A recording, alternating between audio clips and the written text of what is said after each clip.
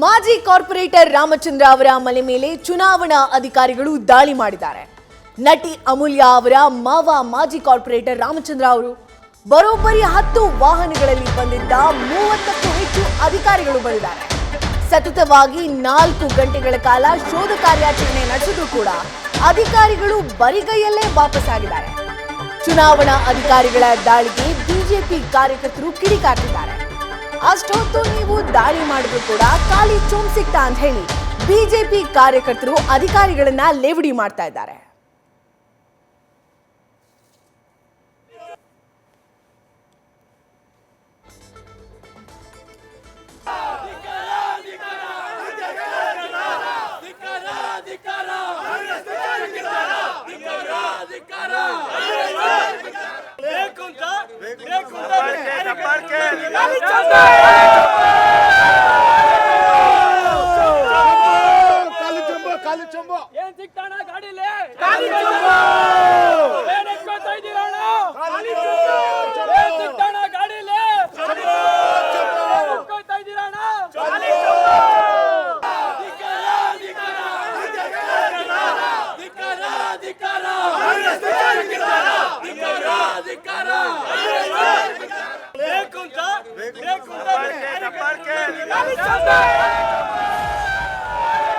Sir ಏನಾಗಿದೆ, ಈ ಚುನಾವಣೆ ಈ ವಾರ್ಡಲ್ಲಿ ಕಳೆದ ಬಾರಿ 18,000 ವೋಟ್ ಲೀಡ್ ಕೊಟ್ಟರು.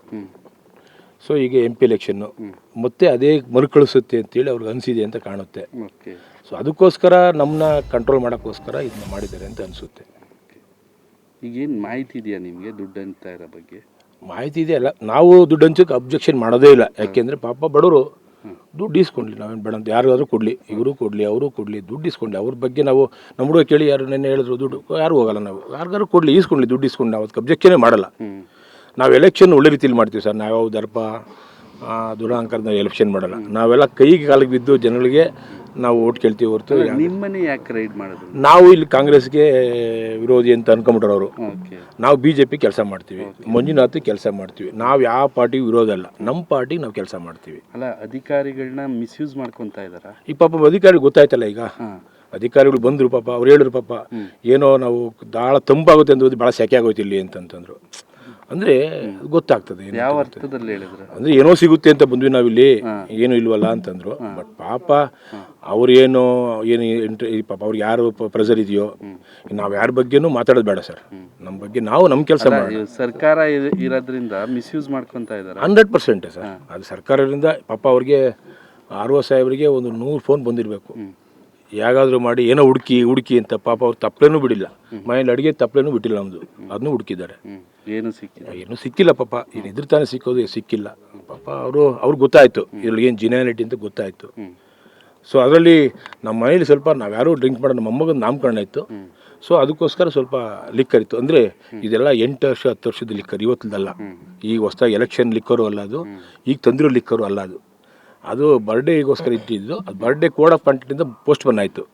ಸೊ ಅದು ಬಿಟ್ಟರೆ ಬೇರೆ ನಮ್ಮಲ್ಲಿ ಏನೂ ಸಿಕ್ಕಿಲ್ಲ ಪಾಪ. ಎಲ್ಲ ಇನ್ಸ್ಪೆಕ್ಟರ್ ಜೆರಾಕ್ಸ್ ಮಾಡ್ಕೊಂಬಂದ್ರ ಅಷ್ಟೇ. ಇದು ಸ್ಟೇಟ್ಮೆಂಟ್ ಇದಕ್ಕೆ ಸೈನ್ ಹಾಕಕ್ಕೆ.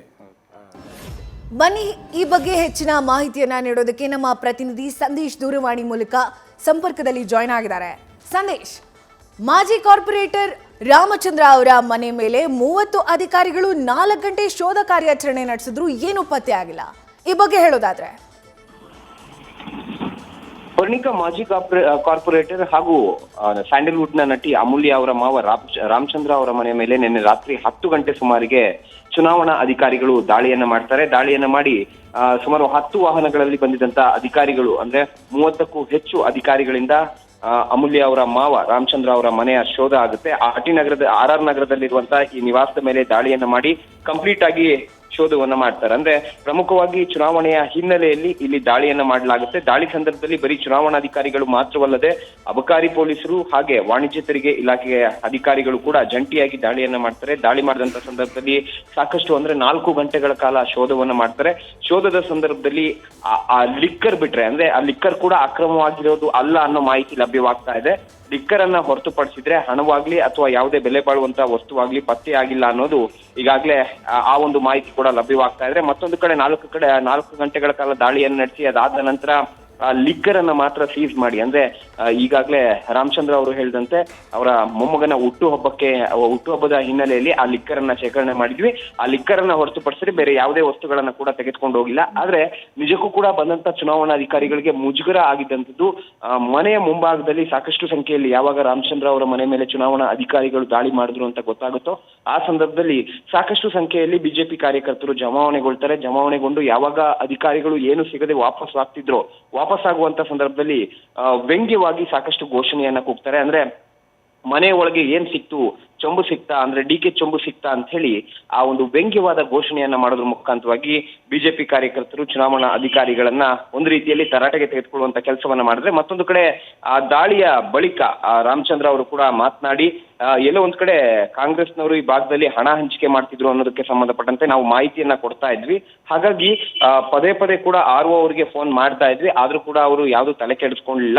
ಈಗ ಅವ್ರ ಮೇಲೆ ಪ್ರೆಷರ್ ಬಂದಿತ್ತು, ಅಂದ್ರೆ ಏನಾದ್ರೂ ಒಂದು ಮಾಡಿ ಅವ್ರಿಗೆ ರೇಡ್ ರೀತಿಯಲ್ಲಿ ಏನಾದ್ರು ಮಾಡಿ ಅಂತ ಪ್ರೆಷರ್ ಬಂದಿತ್ತು. ಆ ಕಾರಣಕ್ಕಾಗಿ ಏನೋ ದೊಡ್ಡ ಮಟ್ಟದಲ್ಲಿ ನಮ್ಮ ಮನೆಯಲ್ಲಿ ಪತ್ತೆ ಆಗುತ್ತೆ ಅನ್ನೋದನ್ನ ನಿರೀಕ್ಷೆ ಮಾಡಿ ಬಂದಿದ್ರು. ಆದ್ರೆ ಮನೆ ಒಳಗೆ ಬಂದಾಗ ಲಿಕ್ಕರ್ ಅನ್ನ ಹೊರತುಪಡಿಸಿದ್ರೆ, ಅದು ಮೊಮ್ಮಕ್ಕಳ ಹುಟ್ಟುಹಬ್ಬಕ್ಕಾಗಿ ತರಿಸಿದಂತ ಲಿಕ್ಕರ್ ಅನ್ನ ಹೊರತುಪಡಿಸಿದ್ರೆ ಬೇರೆ ಏನೂ ಕೂಡ ಅವರಿಗೆ ಲಭ್ಯವಾಗಿಲ್ಲ. ಏನಾದ್ರೂ ಬಿಸಿಯಾಗಿ ಸಿಗುತ್ತೆ ಅಂತ ಬಂದ್ರು, ಆದ್ರೆ ಕೂಲ್ ಆಗಿ ವಾಪಸ್ ಹೋಗಿದ್ದಾರೆ ಅನ್ನೋ ಮಾತನ್ನ ಕೂಡ ಹೇಳಿದ್ರು. ಜೊತೆಗೆ ಈ ಭಾಗದಲ್ಲಿ ಬಿಜೆಪಿ ಲೀಡ್. ಧನ್ಯವಾದ ಸಂದೇಶ್ ನಿಮ್ಮೆಲ್ಲ ಮಾಹಿತಿಗಾಗಿ. ನ್ಯೂಸ್ ಫಸ್ಟ್ ನಿರ್ಭೀತಿಯಿಂದ ನಿಮ್ಮ ಪರವಾಗಿ.